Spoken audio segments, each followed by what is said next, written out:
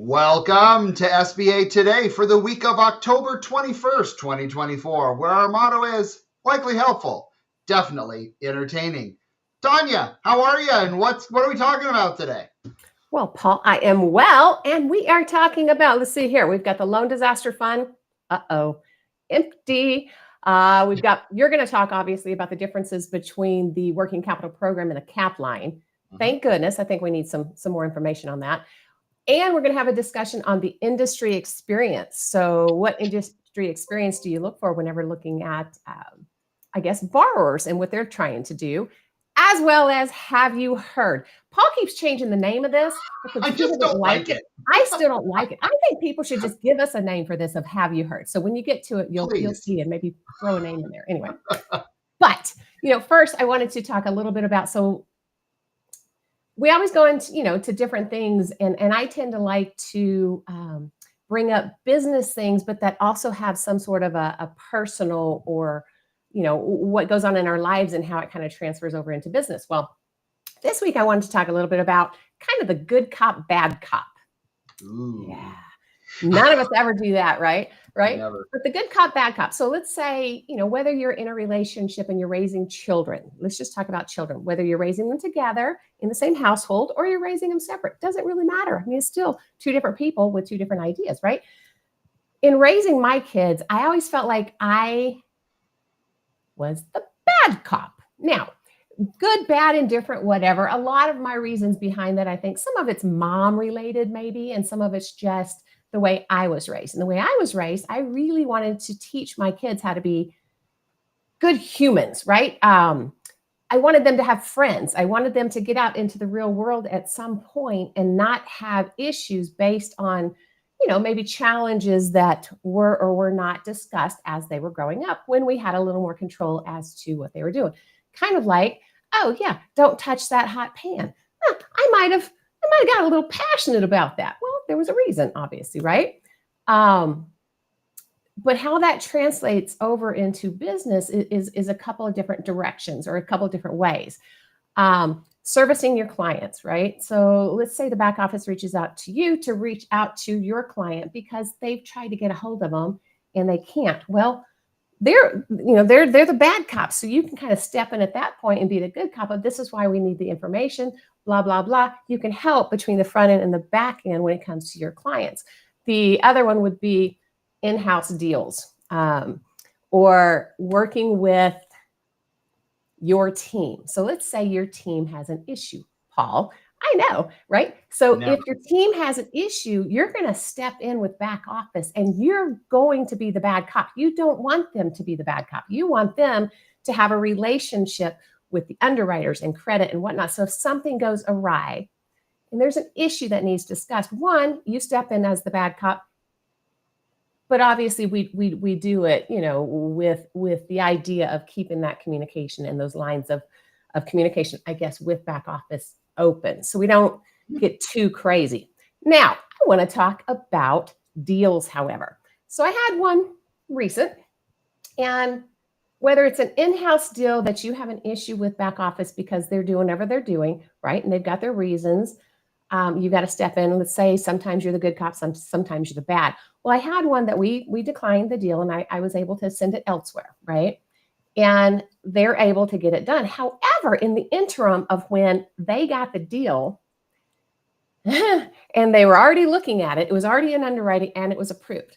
The borrower made some changes to their personal financial statement. Huh. So I get the call basically from the other party, and they're like, and I've worked with these guys for a long time, so I know them. So I might have gotten a wee bit passionate, direct, or whatever you might want to call it, right? You can't do this. You can't make changes. You can't sell collateral. You can't move.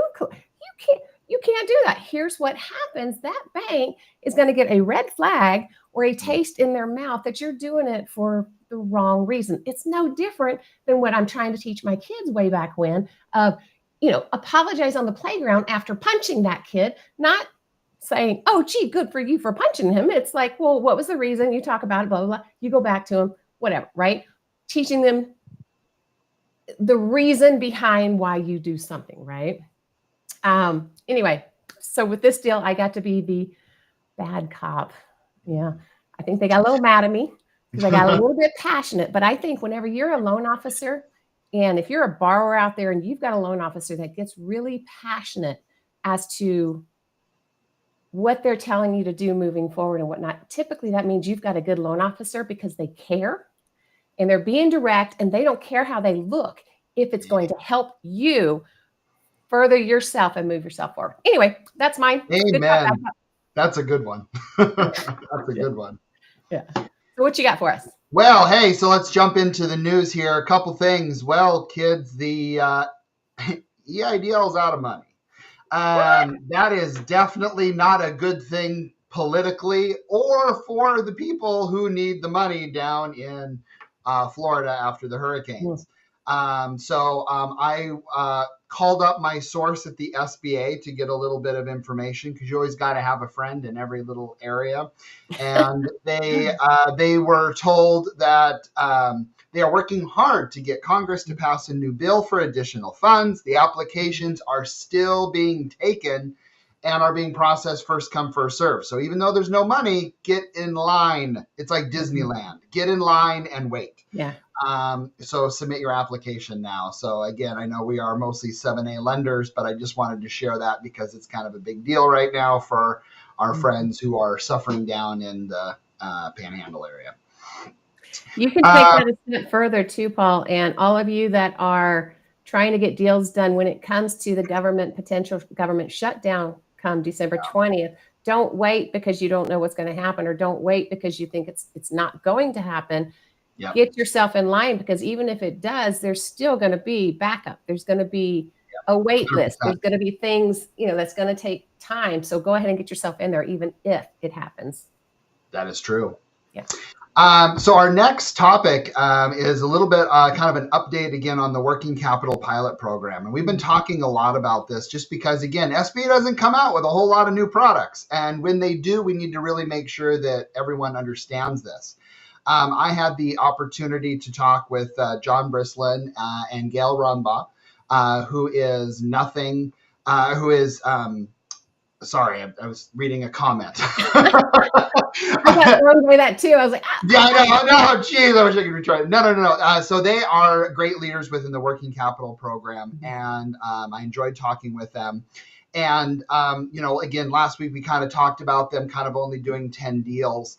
What I want to get is I wanted to get some answers from them on kind of like what is it that we can do, and most importantly, what are some of the big differences between the CapLine and the working capital pilot program? That's what I've definitely found being very interesting. So the first one I want to make sure we are very clear on is fees.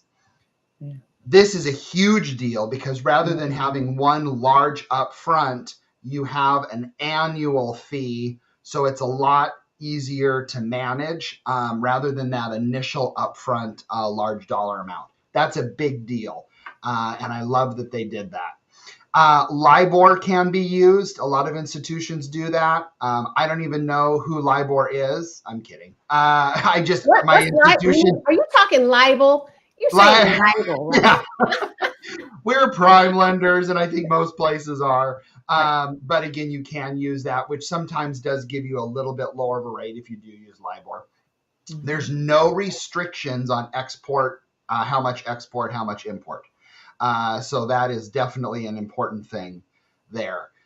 Rates are much more straightforward than the CapLine program, which they made it very easy. So thank you very much for that. And again, I think the most important thing is the relationship product. This is really a relationship product when it comes to all the other services your institution offers. And this is a great thing there. You can use this for government contracts, for one contract or multiple. And they are coming out with some marketing on this, on the CapLine versus the working capital program. And I think that is a very useful thing that I look forward to doing. So just I really wanted to make sure we were understanding that there's the working capital piece, and then there's the transaction based working capital program.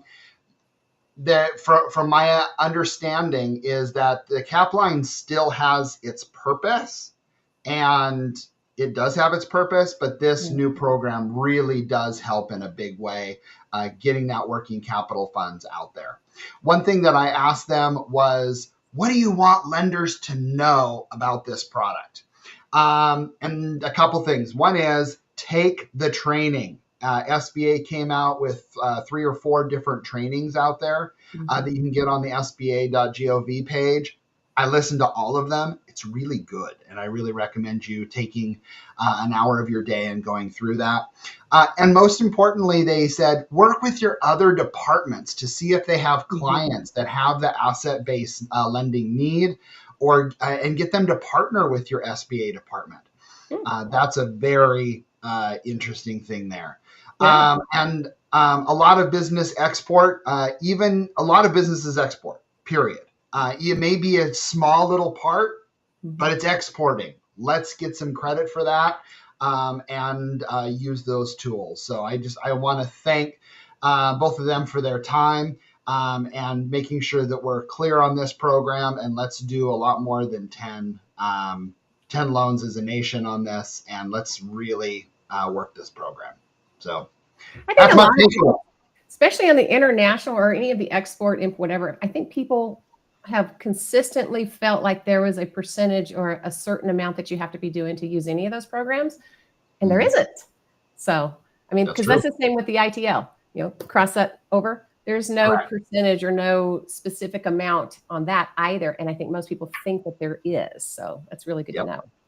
But all right, well, let's talk about industry experience. Now, this is going to be a fun one. And we'd love for you guys to put some stuff out there as far as what you see. And what we're talking about is when you get a borrower and they're saying, oh, I've got this industry experience, and this is either transferable, or this is why I want to do this, or blah, blah, blah, right?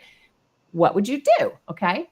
Anyway, so they work for a bank, but they want to buy a wholesale business.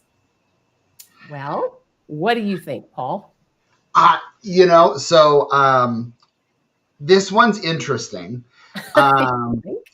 There was a little bit of a business ownership prior to the person working at a bank. So there's a little bit there. And also, I think what's important is, what are they doing at the bank that causes to have those skills that move over to the business?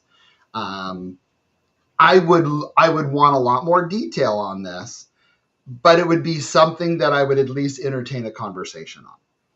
See, and that's been a lot of the ones that I'm going to bring up here. There's always the what ifs in everything, right? So it's not just, typically it's not, not always, but typically it's not just an absolutely no or an absolutely yes.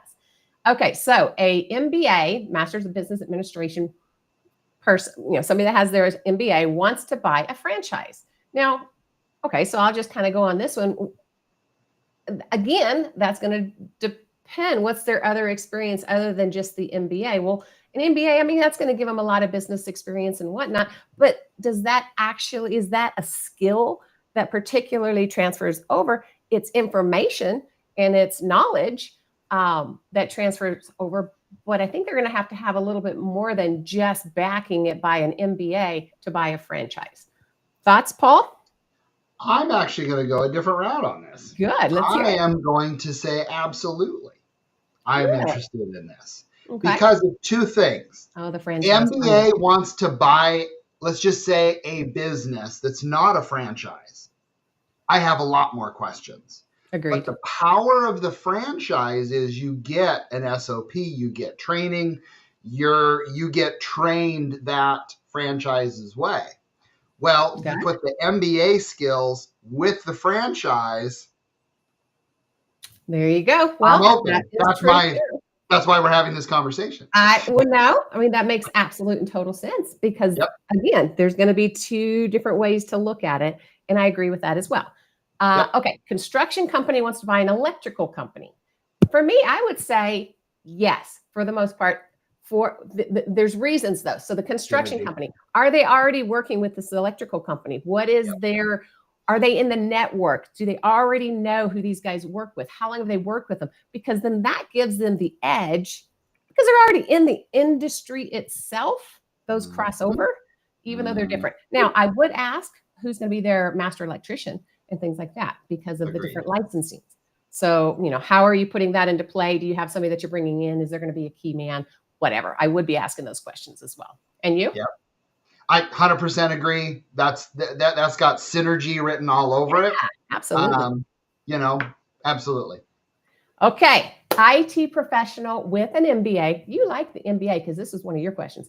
IT professional with MBA wants to buy a bakery. I'm just going to say up front, very challenging for me. I'd have so many questions, but I'll let you start this one. This is that's a live one, by the way. Oh yeah. It's interesting. I think the business mind helps in a big way.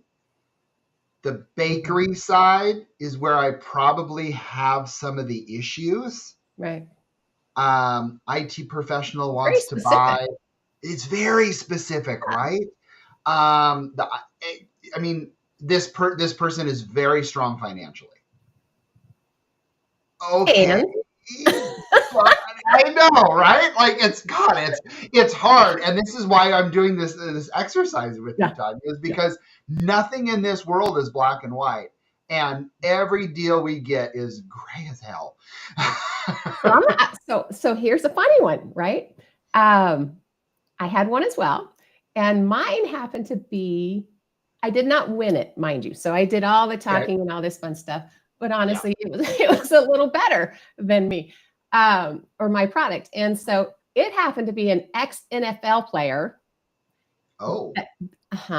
That wanted to open a Nothing Bundt Cakes in his hometown. Franchise. Now, I liked it. I really, really liked it. And here's my reasoning behind that one. You've got your name, right? A lot of these ex-players and whatnot, they've got a network, they've got a name. They use that name, they use that for marketing and whatnot. So it helps with the marketing. So I like that piece. The second piece, in their hometown.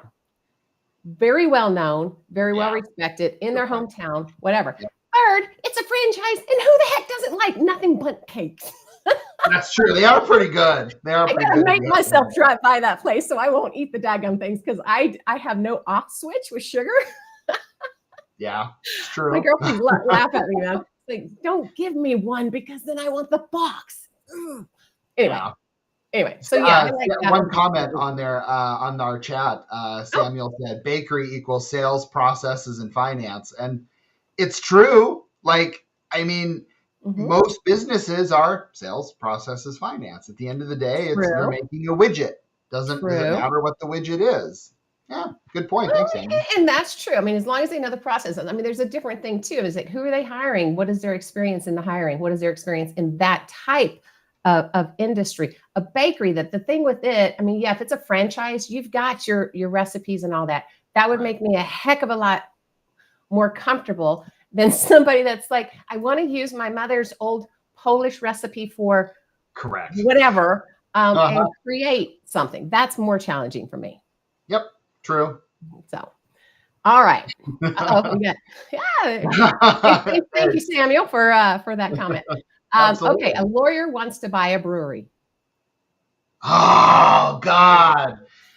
I may have had this. Go ahead. No, I know their entity is going to be set up perfectly.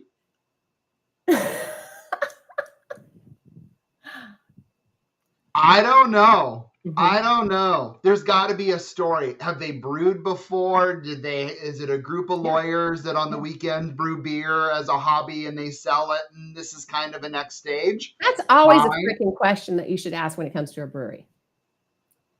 Yeah. You know what I mean? Is their experience you know how to make stuff. Because breweries are they are very interconnected. It's amazing how all brewery owners know all the other brewery owners and they actually help each other. my True. cat, whatever broke down, they will let them go over elsewhere, and they share. It's really a neat industry whenever you kind of figure it out. But yeah, a lawyer doing that, it's like, it's going to be, what's their experience? Who do they have doing it? Who is the, what's the group, or what is the, do they have a consultant in the industry? What do they know in the industry? There's going to be more than just the fact that they're a lawyer. That's not enough for me. That's just not enough for me. A resume is not going to tell you everything. A resume doesn't tell me much. I mean, it helps. Yeah. I mean, I drink beer. Does that count? No. Oh, okay. I'm going to say no, because that's my, I'm going to be the bad cop. No. Oh, no. Okay. All right. So a personal trainer wants to buy a gym. Yeah. But what's the business? Not so much. Okay. So the last one, an online marketer of goods, let's say clothing, wants to buy a storefront. Wants to buy a what? Restaurant? Buy a storefront or create a storefront, like for his product. It's online total, all online, and wants to do a storefront. I would want to know why global audience do a little retail. Like what about that area says that you are just going to kill it in that area? Location. Agreed. Location. Agreed. Well, and then there's such a difference too, I think, because when you're online, you're doing a lot. You're not having to worry oftentimes of where you're storing the product. Typically, it's people are buying and it's being shipped directly from whomever you're, getting the product from. You don't have to worry about how much you got to buy when, what's got to be kept in there. Employees for the most part. I mean, so there's just a difference in the storefront versus. So I'd want more questions, but I wouldn't turn it away. I would absolutely ask questions and see. Right. So, anyway, yeah. All right. That was fun. We'll have to do that again. Is there anybody else? Oh, don't. I just like that one. All right. Okay. So let's go ahead and I think should we do the have you heard? Let's skip that let's work on that next week. I want to be respectful of time. All right, let's do that. All right. So then I guess that calls us to the end. If you want the news as soon as it breaks, watch us here Tuesday mornings, LinkedIn and or YouTube or any of the streaming platforms where you get your podcast. If you've got something for us to talk about, comment in either of our LinkedIns, which will be in the show notes. If you're a business or prospective borrower in some way, shape, or form, go ahead and reach out to Paul Long at Gisa Credit Union. And that's for anything over there in Washington, Oregon, or Idaho. If you are Colorado, Texas, Missouri, Florida, Arizona, I'm going to have to make a song out of this. North Carolina or Tennessee, reach out to me, Tanya Mazurek at Midwest Regional Bank. And like I said, our info's in the show notes. And if you are a passionate SBA professional, go ahead and check out our other family of podcasts, the BDO Show and the Art of SBA Lending. That's it for us today. Have a great day. Have a great day in the SBA.